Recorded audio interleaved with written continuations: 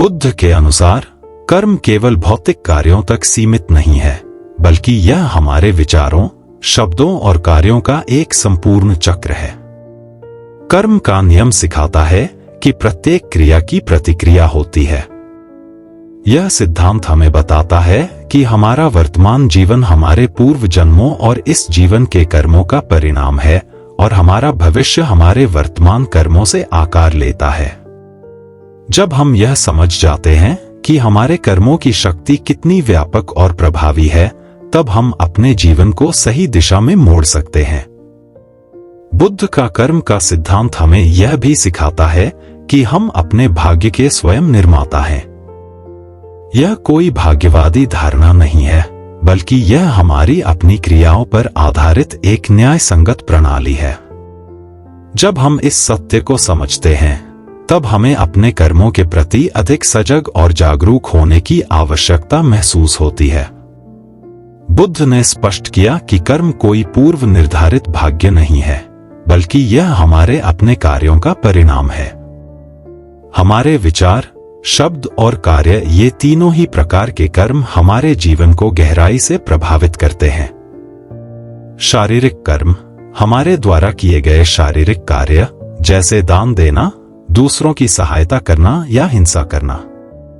वाचिक कर्म हमारे द्वारा बोले गए शब्द, जैसे सत्य बोलना, किसी का अपमान करना या प्रेरणादायक बातें कहना।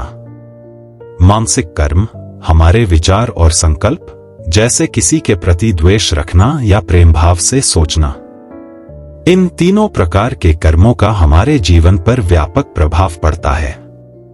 अच्छे कर्म हमें सुख और शांति की ओर ले जाते हैं, जबकि बुरे कर्म हमें दुख और कष्ट की ओर धकेलते हैं। गौतम बुद्ध ने कर्म को 4 प्रमुख श्रेणियों में विभाजित किया। कृष्ण काला कर्म, बुरे कार्यों के कारण व्यक्ति को अपने जीवन में दुख और कष्ट का सामना करना पड़ता है। शुक्ल सफेद कर्म, अच्छे कार्यों के कारण व्यक्ति को जीवन में सुख, शांति और समृद्धि प्राप्त होती है। कृष्ण शुक्ल मिश्रित कर्म, यह अच्छे और बुरे कर्मों का मिश्रण होता है, जिससे व्यक्ति को मिश्रित परिणाम मिलते हैं। अकर्म निष्क्रियता, यह वह अवस्था है जिसमें व्यक्ति सम्यक दृष्टि से कार्य करता है और कर्म बंधन से मुक्त हो जाता है। बुद्ध के अनुसार कर्म केवल वर्तमान जीवन को ही नहीं, बल्कि पुनर्जन्म के चक्र को भी प्रभावित करता है।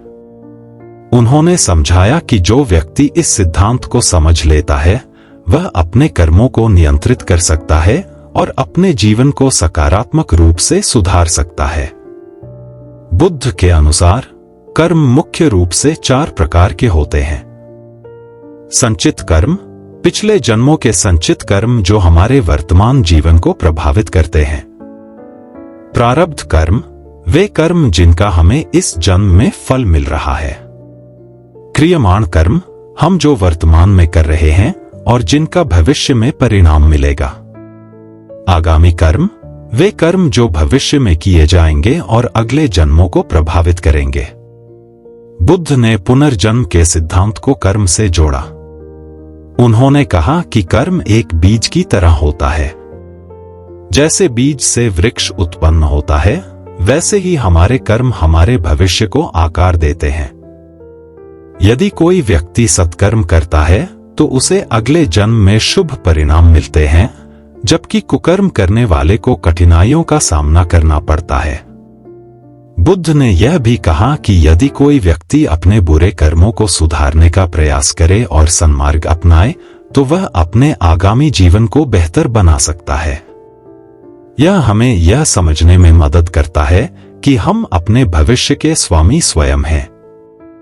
बुद्ध ने बताया कि कर्म के चक्र से मुक्त होने के लिए सम्यक दृष्टि और सम्यक प्रयास आवश्यक है।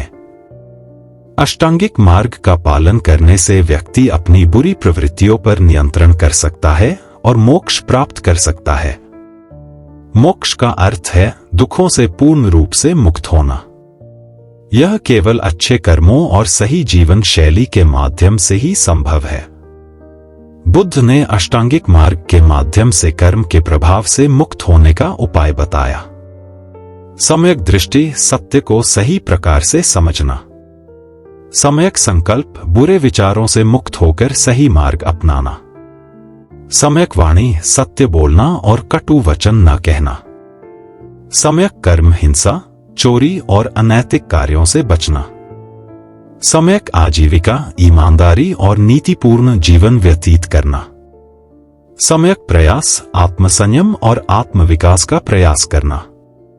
सम्यक स्मृति अपने विचारों और भावनाओं पर नियंत्रण रखना। सम्यक समाधि ध्यान और आत्मविश्लेषण द्वारा शांति प्राप्त करना। बुद्ध ने हमें सिखाया कि अपने जीवन में कर्म सिद्धांत को अपनाकर हम अपने वर्तमान और भविष्य को सुधार सकते हैं। निम्नलिखित उपाय अपनाकर हम अपने जीवन में शांति और सफलता प्राप्त कर सकते हैं। सद्गुणों का पालन, सत्य, अहिंसा, दया और प्रेम को अपनाना। बुरे कर्मों से बचाव, हिंसा, झूठ, चोरी और लालच से बचना। ध्यान और आत्मनिरीक्षण, स्वयं के विचारों और कार्यों को नियंत्रित करना। संतोष और धैर्य, जीवन की कठिनाइयों को स्वीकार करना और सकारात्मक दृष्टिकोण रखना। दान और सेवा, निस्वार्थ भाव से सेवा करना और जरूरतमंदों की सहायता करना। बुद्ध के अनुसार कर्म का सिद्धांत जीवन का आधार है।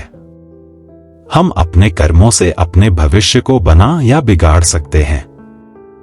यदि हम सही मार्ग पर चलते हैं तो न केवल हमारा जीवन सुखमय होगा बल्कि हम मोक्ष की ओर भी अग्रसर होंगे। इसीलिए हमें अपने विचारों, शब्दों और कार्यों में शुद्धता बनाए रखनी चाहिए ताकि हम एक शांतिपूर्ण और आनंदमय जीवन जी सकें।